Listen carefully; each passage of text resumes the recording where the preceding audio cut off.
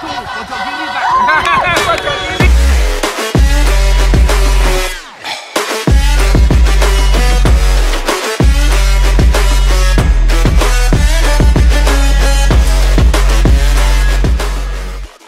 Balik lagi ke channel TikTok Football First. Kali ini gue akan ngebahas mengenai pelatih-pelatih muda yang boleh dibilang mereka punya penghasilan yang di atas rata-rata kalau di-compare sama pelatih-pelatih bola level grassroots. Ya, kenapa?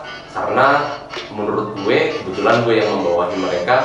Mereka punya kreativitas, mereka bisa memiliki skill yang lebih dari sekedar melatih sepak bola. Ya, di sebelah gue ini ada Coach Fajar Setiono atau bisa dipanggil Fajar atau di beberapa teman dekat kadang-kadang dipanggil Noah. Gimana kabarnya Noah? Alhamdulillah baik om. Alhamdulillah. Nah, sekarang sibuk ngapain aja Noah? Kayaknya tempat-tempat melatih kita di lu kalau nggak salah di juga ya, latih di GMSA atau mungkin ada latihan-latihan tambahan lainnya yang gue nggak tahu. Libur semua.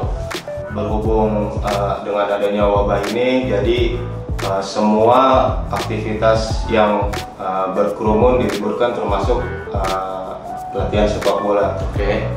Alhamdulillah saya itu melatih ada di SSB itu namanya GMSA, terus ada di bawah naungan Coach Yahya juga sama ada satu sekolah di BS. Semuanya dari awal Maret itu udah istilahnya udah di-cut, udah liburin. Tapi terakhir itu yang di Garuda Muda itu kita masih ada online training. Jadi kita pakai aplikasi buat meeting atau Zoom gitu. Jadi kita latihan online gitu. Oke. Ada latih privat loh? Tadinya ada, tapi gara-gara lagi jadi corona jadi betul, jadi mungkin orang tua juga serba salah, takut kenapa-napa juga. Kadang-kadang keselamatan itu paling penting, jadi nggak ada juga, jadi di-cut juga. Oke. Nah, topik kali ini gue pengen angkat bahwa pelatih-pelatih muda punya kreativitas yang lebih, yang insya Allah juga berdampak pada penghasilan, yang penghasilannya boleh dibilang di atas rata-rata kalau sekali lagi komparasinya atau pembandingannya dengan teman-teman pelatih SSB. Ini bukan untuk menyombongkan, tapi untuk memberitahu bahwa ada area-area yang sebenarnya sangat bagus untuk pelatih bola grassroots. Itu sangat menghasilkan, sangat bisa menghidupi. Hanya saja memang dibutuhkan keahlian yang sedikit lebih baik daripada yang lain. Contohnya di sekolah internasional, di sekolah-sekolah yang nasional ya, karena mereka rata-rata memang datang dari kalangan kaum A. Nah, boleh buka-bukaan dikit nggak, no? Kalau untuk dari tadi kan lu bilang ada dari GMSA gitu ya. Kurang lebih kalau dari itu dapat berapa, no? More saja, kira-kira Kalau itu sekitar 10-15 juta. Ya, no? Di itu karena sesinya cuma sedikit, terus jadi 4 juta kurang lebih. Kalau di GMSA-nya? Di GMSA karena dia SSB dan levelnya juga menengah ke bawah, jadi sekitar 1,5 sampai 2. Ya. Ini sekali lagi bukan untuk membanding-bandingkan dari sisi keuangannya, tapi perbandingannya lebih bagaimana kita bisa mencari celah agar mendapatkan sisi finansial yang lumayan bagus, ya. Jadi kebayang loh kalau nanti di jumlah, nanti kita bikinkan matematiknya di situ, bahwasanya ada pelatih SSB yang wow pendapatannya segitu loh, ya. Kurang lebih ya, hitungannya boleh dibilang kurang lebih antara 20 juta tuh. Nah, ada pelatih SSB yang mungkin bahkan jauh sekali dari nilai itu. Kenapa ya? Karena mungkin hanya bertumpu pada satu ruang kerja. Mungkin kalau dia kerja yang lain atau berkreasi di bidang yang kaitannya dengan sepak bola pun ada banyak. Tidak harus menjadi pelatih, menjadi marketingnya, menjadi pedagangnya. Pedagang itu bisa dagang bola, dagang jersey, dagang sepatu gitu ya. Ada macam-macam ya. Nilai-nilai itu yang akan kita coba bahas di sini. Ken, boleh ceritain sedikit nggak? Dulu pernah kepikiran nggak bahwasanya menjadi pelatih sepak bola di grassroots ini bisa semenghasilkan ini? Tadinya sih sebenarnya cita-cita saya itu dari pemain gitu. Jadi pemain tapi kurang beruntung lah, kurang beruntung akhirnya sekitar umur 23 sampai 25 itu udah berhenti. Dulu tuh saya lama di Villa 2000, jadi dari pemain akhirnya saya diikutin khusus sekitar 5 tahun mengabdi di Villa 2000. Habis itu kalau di cita-citanya sih ya sama kayak pelatih-pelatih mungkin yang lain gitu, dari misalnya lisensi D, terus ke C, terus ke D, terus ke A, dan satu saat megang salah satu tim yang ada di Liga Indonesia. Tapi melihat persaingan bukan hanya pemain ya, saya mikirnya, jadi pelatih juga persaingannya ketat banget. Kalau skillnya kita cuma ngandelin skill ngelatih, kayaknya rasanya agak kurang juga, mungkin belum koneksi. Belum koneksi, belum orang, maaf tanda kutip, orang dalam atau apa. Jadi saya mikirnya agak susah. Akhirnya saya mencoba buat terjun ke dunia yang grassroots. Saya juga mikirnya kalau semuanya mau ke profesional, siapa yang mau ngurusin grassrootsnya gitu loh. Dan setelah saya terjun, saya dalamin, dan kok bisa gitu, bisa buat menghidupin gitu, bisa buat ya kalau dibilang kalau kita mau serius, kalau kita mau itu bisa ya setara lah sama orang-orang yang di kantoran, cuman memang kita kerjanya di outdoor aja gitu.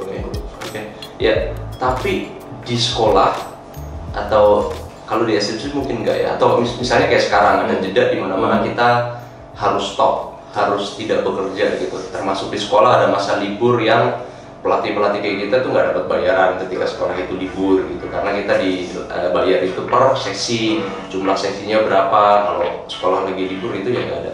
Itu bagaimana mensiasati skema keuangannya? Misalnya katakanlah dari bulan biasanya antara bulan Juni sampai bulan Agustus itu tidak ada latihan libur. Nah, untuk mensiasati Juni, Juli, Agustus 3 bulan ini yang tidak dapat pemasukan yang cukup seperti biasanya, bagaimana biasanya mengelola keuangannya? Yang pastinya kita harus yang satu berhemat gitu bro. Jadi apa yang udah kita dapat itu di at least 8 atau 7 bulan sebelumnya kan itu udah agak lumayan gitu. Jadi kita save banget lah. Terus biasanya kalau antara Juli sampai Agustus itu kalau saya tuh lebih sering belajar. Jadi belajar lagi, coach, belajar. Misalnya belajar memperbaiki bahasa, belajar misalnya komunikasi sama orang tua, manajemen atau pelatih-pelatih yang lain, belajar melatih. Saya lebih banyak di SSB. Jadi kalau di masa itu saya lebih banyak ada di SSB. Selain itu ya sampingan kita nyari, mungkin kita nawarin pemain-pemain yang ada di sekolah, karena mereka juga biasanya itu libur sebulan, habis itu dia pulang, habis itu dia bingung nggak tahu mau ngapain. Jadi nawarin ya mungkin bisa privat 1-2 orang gitu. Untuk bisa ke level kayak lu, menurut lu apa aja sih yang dibutuhin gitu? Karena kayak tadi gue bilang mungkin ada skill yang harus lebih beda, bukan cuma bisa melatih sepak bola. Tadinya saya mikirnya itu sepak bola itu berurusan dengan sepak bolanya itu sendiri gitu. Tapi setelah kesini ternyata banyak hal-hal yang tadinya nggak pernah terpikirkan, akhirnya jadi saya, wah iya benar, jadi saya harus belajar lagi gitu coach. Yang paling penting itu memang bahasa coach. Jadi semenjak hampir 4 tahun ke belakang ini saya terus memperbaiki bahasa, at least bahasa Inggris lah. Bahasa Inggris saya belajar dari nol, karena saya dulu mikirnya bahasa Inggris buat apaan nih, kita orang Indonesia, orang banyak di Indonesia. Jadi akhirnya saya belajar dari nol lagi, dan alhamdulillah agak lumayan lancar lah. Terus selain itu komunikasi, jadi komunikasinya nggak cuma sama pemain, sama orang tua, atau sama ya bisa dibilang manajemen tim-tim lain, sama orang tua yang mau istilahnya privat training gitu. Jadi itu yang terus saya perbaiki di Nah, jadi kunci lain yang kita dapatkan di sini adalah kita harus memperbaiki diri, khususnya skill-skill yang mungkin sepintas dianggap tidak berkaitan dengan sepak bola, misalnya seperti bahasa Inggris ya. Jadi Buat kalian-kalian yang mungkin tidak pernah berpikir untuk menjadi pelatih bola, look, ada dunia yang kalian suka walaupun tidak harus menjadi pemainnya, tapi penghasilannya bisa jauh lebih banyak daripada mereka-mereka yang bekerja setiap hari dari jam 7 sampai jam 5 atau bahkan lebih. Kita kerjanya rata-rata mulai dari jam 2, memang sih kadang-kadang bisa sampai malam, bisa jadi sampai jam setengah 8, tapi ya itu, ini sesuatu yang kita cintai ya. Jadi kalau kalian masih di level SMA atau kuliah, perbaiki bahasa Inggris kalian. Bahasa Inggris bisa laku di mana aja, termasuk di sepak bola.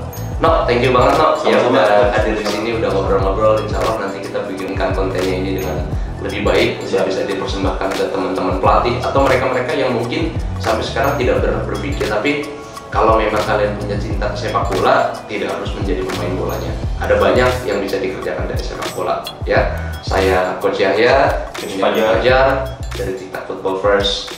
Salam olahraga.